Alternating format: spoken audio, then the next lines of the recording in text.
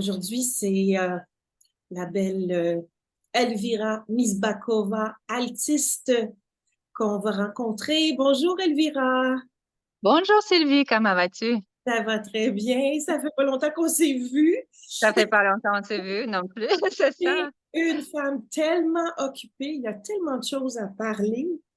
Euh, Écoute, on peut y aller peut-être chronologiquement. Il y a un disque où tu es pas mal en vedette, c'est la musique de Ayrat Ishmuratov. C'est un disque qui est sorti il y a pas très longtemps. Parle-nous de ce disque avec l'Orchestre symphonique de Londres. Oui, mais ce projet, ça date à longtemps, par exemple. Je pense qu'on a commencé de penser à ce projet même avant la pandémie. Puis c'est ça. Là, avant la pandémie, on avait cette idée d'enregistrer les deux concertos d'Ayrat Muratov, le concerto numéro un pour alto et l'orchestre symphonique, et le concerto pour piano qui est dédié à Jean-Philippe Sylvestre et le concerto pour alto est dédié à moi. Donc, c'est un projet assez spécial pour Ayrat. Et vu qu'il avait déjà en connexion avec la compagnie anglaise Chandos, il a enregistré plusieurs albums avec cette compagnie en Angleterre. Il a pensé de le faire aussi, celui-là, avec Nonetheless London Symphony Orchestra. Donc, ces projets, c'est ça, ça dure peut-être 2, 3 années avant, mais avec la pandémie, tout ça, il y avait déplacé des dates, disponibilité d'orchestre, disponibilité de solistes et tout. La COVID, donc c'était tout à nous mélanger nos plans, mais finalement, ça a marché. Puis l'album est sorti en juin, le dernier juin 2023. Oui, donc c'est ça. Il y a deux concertos d'Ayrat Muratov. Les deux œuvres sont très, très, très différentes, des différentes époques aussi de sa composition. Leur concerto pour alto, c'est vraiment dès le début de sa carrière comme compositeur. Et le concerto pour piano, c'est un petit peu plus tard dans sa carrière, mais il a revisité les deux œuvres en 2021. Donc, on a changé un petit peu les parties solo. Donc, comme ça, on a travaillé en team. It was a teamwork. J'avais fait quand même assez, pas beaucoup, mais assez de corrections aussi dans la partie d'alto solo. Puis même chose avec Jean-Philippe Sylvestre, il a travaillé beaucoup la partie de piano solo. Mais c'est ça, Là, je c'est un dis projet que tu es assez une femme spécial. occupée parce que tu es violon, premier alto à l'Orchestre métropolitain. Tu as un trio, comment ça s'appelle? Trio con moto, mais tu fais partie aussi de ce groupe Clestory depuis Mhm. plusieurs années, justement Mhm. avec Ayrat, entre autres. Mhm. Et là, vous avez sorti votre combienième disque? Septième. Septième. Et Mhm. je pense qu'on retrouve des compositions originales sur cet album. 100%. C'est 100% original. C'est notre première bébé comme ça. 100% original des compositions de tous les membres de la groupe. On est 6 maintenant. On est 6 membres. Tu peux les Euh, nommer, les six membres de oui, bien sûr, Clestory? avec plaisir. C'est mes très chers amis. Donc, on a ajouté le piano avec un pianiste exceptionnel, David Richpan. À l'accordion, c'est notre belle Mélanie Bergeron qui travaille aussi dans toutes sortes de... Elle fait le tango et tout. La guitare, c'est nouveau membre aussi, Raphaël Damour. Un musicien aussi très talentueux. Il fait beaucoup de compositions, il fait plein de projets. À la clarinette, bien sûr, c'est Ayrat Muratov dès le début, qui joue la clarinette basse, il douclare. Il fait beaucoup de compositions, les arrangements. À la contrebasse, Marc Pitzman. Puis moi, c'est ça. On est six membres. Donc, vous Ouais. avez tous mis la main à la pâte pour la composition. Comment vous avez procédé pour composer cet album? En fait, c'est notre gérant, Marc Labelle, qui nous pousse beaucoup, qui nous pousse beaucoup. Puis son rêve était toujours de faire un album 100% original de la pièce de nous. Donc, il nous a poussé beaucoup, beaucoup pendant la pandémie encore. On avait beaucoup de temps. Donc, c'est ça. C'était comme un gros défi, mais on est super contents. On a eu aujourd'hui, ce matin, on a eu une super belle critique, la première critique dans le Devoir. Oh, bravo! Oui, c'est ça. Ensuite, dernièrement, il y a eu un disque avec Imuzici, dont Mhm. tu es nouvellement membre. Tu Oui, as gagné oui. l'audition, la dernière audition d'Alto. Et puis là, tu es en vedette encore. Mhm. Oui, c'est un autre projet de pandémie. Oui, tout le monde a eu beaucoup de temps, donc c'est ça, moi aussi, j'aime des projets, j'aime des défis, j'aime des challenges dans ma vie. J'ai plutôt la personne très active, donc c'est ça. Mais j'étais chanceuse d'avoir le soutien de les deux organisations, le Canadian Art Council, Canadian Le Art Conseil Council, des arts Conseil des Arts de... du Ouais. Canada, excuse-moi, pardon, oui, puis le Conseil des arts et du lettres de Québec. Donc, j'ai eu les deux subventions pour m'aider à de pousser ce projet. Et aussi, j'avais un aide de Jacques Marchand qui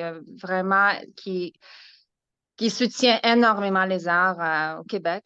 Donc, je suis très, très, très reconnaissant à son aide. Donc, comme ça, avec tout le village, on a créé cette disque Et où je suis comme. oui, qu'est-ce qu'on trouve comme pièce sur ça s'appelle Destin tragique, le disque Imuzici? Oui, l'histoire de Roméo et Juliette, bien sûr, l'amour, la plus belle histoire au monde. Et une autre pièce, Lady Macbeth de Mtsensk, un fantasy écrit par Airadesh Muratov, basé sur le thème de l'opéra Lady Macbeth de Shostakovich. OK.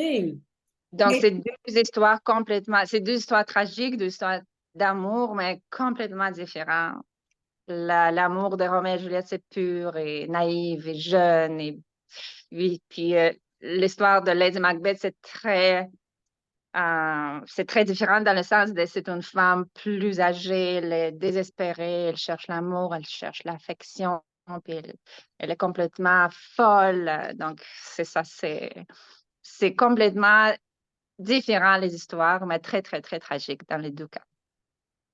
et il y a un disque qui est toujours en préparation, qui va sortir incessamment, c'est avec Alexandru Soura au Cymbalum,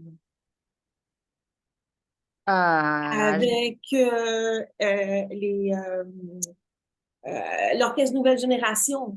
c'est vrai, c'est vrai. Malheureusement, je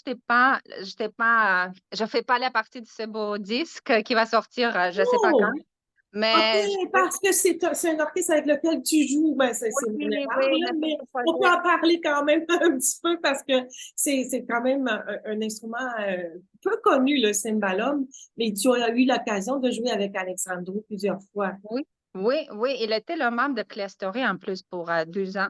Oui. Oui, on a travaillé beaucoup. Oui, oui, oui, très, très, très exotique, très virtuose, vraiment très, c'est ça, c'est comme extraordinaire, comme visuellement aussi, de le voir comment elle joue. C'est vraiment fantastique.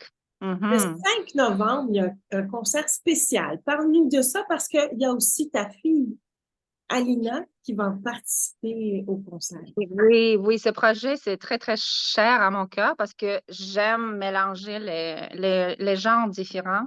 Donc, pour ce projet, c'est la musique et la poésie.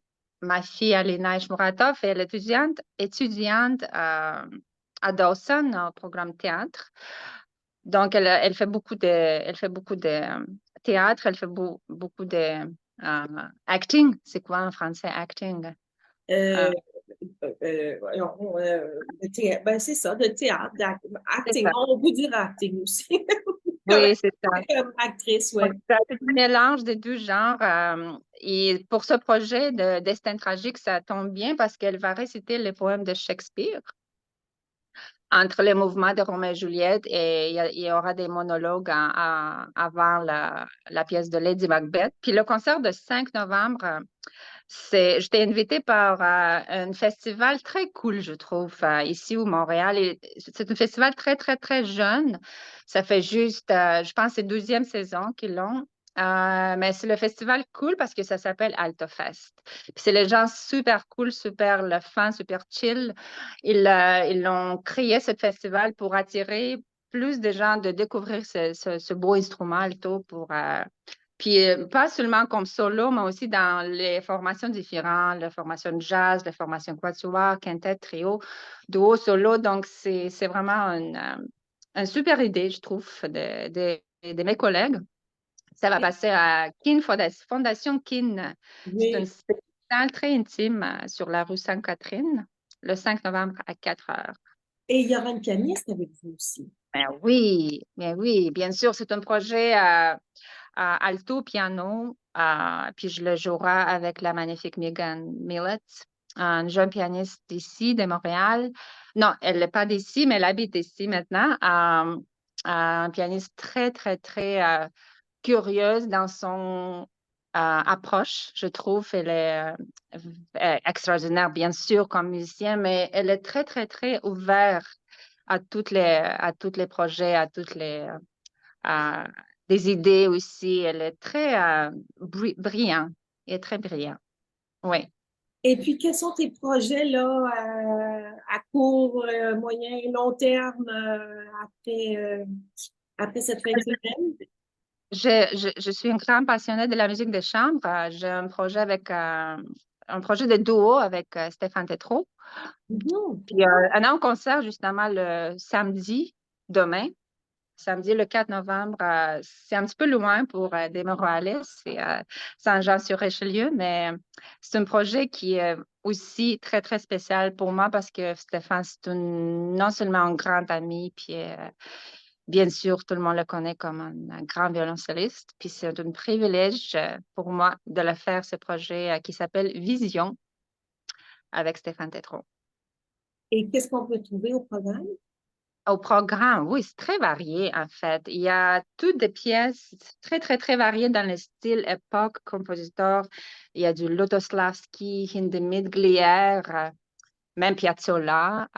Bien sûr, le fameux Eyeglasses Duo par Beethoven. Mhm. Oui, c'est une. Oh, Rebecca Clark aussi, de magnifiques pièces pour Alors, comme je cette. disais, tu ne chômes pas, Elvira, tu travailles très, très fort. En plus de faire du yoga, parce qu'on te voit régulièrement sur les réseaux sociaux avec tes exercices de yoga. Ça prend peut-être ça pour faire tout ce que tu fais. Ouais, ça- Et puis, où est-ce qu'on peut trouver toutes les dates de tes concerts, Elvira? Mais j'ai mon site web, elviramisbakova.com, OK. Facebook aussi, Instagram. Donc, tout est là. Toutes les dates, toutes mes activités sont sur les réseaux sociaux. Alors, je te laisse aller faire ta répétition parce que c'est une grosse journée encore aujourd'hui pour toi. Et puis, bien, on se voit bientôt. Et je te souhaite beaucoup de succès avec tous tes projets qui sont plus intéressants les uns que les autres. Mais c'est très, très, très gentil, Sylvie. Merci, merci beaucoup. À ce soir. Merci à toi. À bientôt. Bye bye. Bye.